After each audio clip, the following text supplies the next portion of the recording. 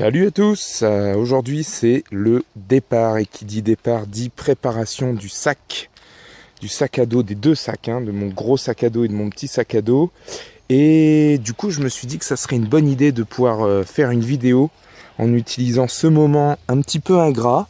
On est bien content que son sac soit bien fait et puis le plus léger possible, bien sûr, c'est ça toute la stratégie. Le sac le plus léger possible et puis le moins encombrant possible, parce que parfois on a des choses légères mais qui prennent un volume énorme. Donc je vais essayer de vous expliquer tout ça aujourd'hui. C'est un petit peu compliqué, c'est une science, mais je vais m'y atteler tout de suite pour vous. Classer les choses que je transporte par catégorie. Et première astuce, c'est comme ça que je les range aussi. Enfin, autant que c'est possible, pour pouvoir les retrouver convenablement dans les différentes poches de mon sac. Du coup, on va faire un petit tour de l'état des lieux. On va commencer par ce tas-là. Ce tas-là, il est peut-être pas forcément le plus utile pour partir en randonnée, mais en voyage très très long. Donc en fait, c'est mes affaires. C'est deux polos. Bon, il y en a un de l'équipe de français. Je me suis dit qu'il fallait absolument que je le prenne. Un pantalon à peu près habillé avec des chaussures. Et en fait, c'est quand même le bon plan parce que malgré tout, même si on se dit ouais, un pantalon habillé, on n'a pas besoin pour faire la rando, mais non, quand on prend l'avion, quand on sort avec des gens, quand le pantalon qui est là, le pantalon de voyage et le pantalon de rando, il est sale, on est bien content d'avoir un pantalon propre quand on prend un avion parce qu'il y a la clim, parce qu'on arrive à un nouvel endroit où il fait peut-être pas les mêmes températures et le short ne suffira pas. Donc ce tas-là, finalement, je suis content de l'avoir pris. Ce tas-là, bah alors lui, celui-là, il est totalement indispensable pour faire la rando. C'est des affaires chaudes, donc gants, bonnet, une sorte de sous-pantalon. Isolant et chaud, mon pantalon de rando, et en dessous j'ai une veste chaude imperméable qui me permet de fonctionner.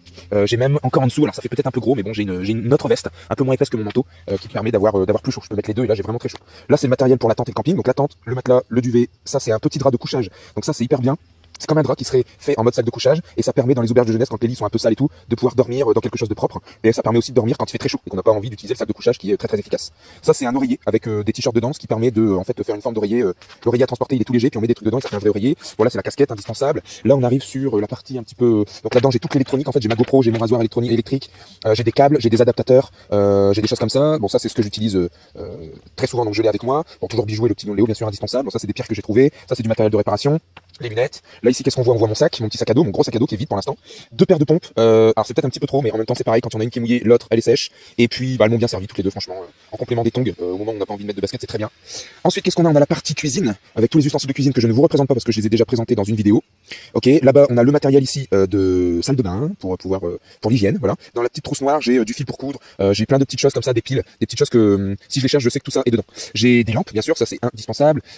Ici j'ai un imperméabilisant. Ah ouais, les écharpes, ça c'est indispensable aussi. J'en avais une au départ. Deux, c'est pas nécessaire, mais j'ai trouvé ce sèche dans un canyon. Du coup, je l'ai gardé parce qu'il est vraiment bien. J'ai gardé l'autre écharpe aussi. Et voilà, mes vêtements. Je vous mettrai la liste en description pour ne pas passer 5 heures de vidéo à décrire 3 slips, 4 chaussettes. Et finalement, bah écoutez, tout ça, ça passe normalement. Ça passe dans mon gros sac vert et dans mon petit sac noir. Je vais vous montrer ça tout de suite. Allez, c'est parti.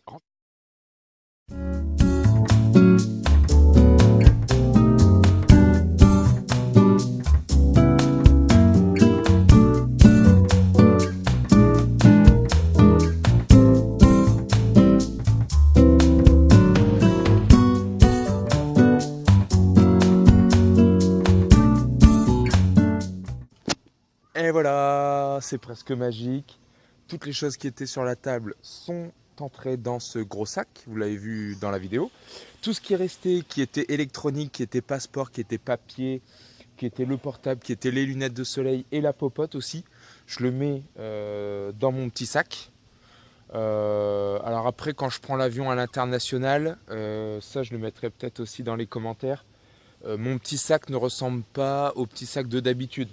Et toutes les choses qui sont en ferraille, les récipients, etc., vu que c'est interdit dans l'avion, je les mets dans le grand sac. Mais en tout cas, là, je l'ai fait comme ça, au plus vite.